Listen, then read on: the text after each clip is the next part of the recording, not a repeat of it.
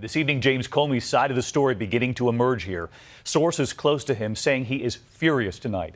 And when it comes to that dinner between the two, Comey's camp saying the president asked James Comey if he would be loyal to the president. And tonight, one key player saying Comey said he was uncomfortable going into that dinner. ABC senior justice correspondent Pierre Thomas again tonight. Tonight, two men, two dramatically different stories.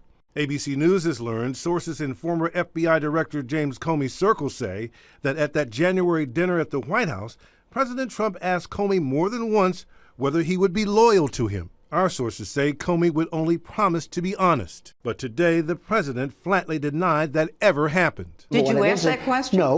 No, I didn't. But I don't think it would be a bad question to ask. I think loyalty to the country, loyalty to the United States is important. It depends on how you define loyalty.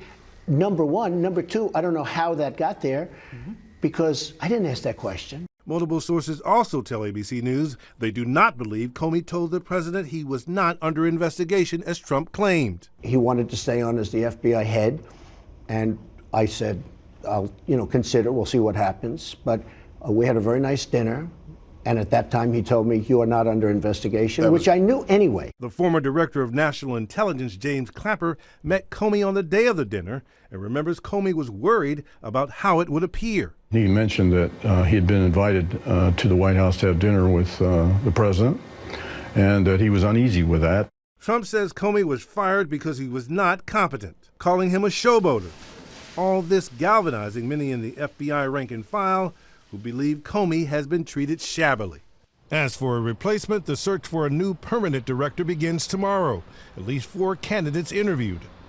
And Pierre Thomas with us live tonight as well. And Pierre, we're now learning that James Comey will not testify in the Hill next week despite that invitation to speak behind closed doors.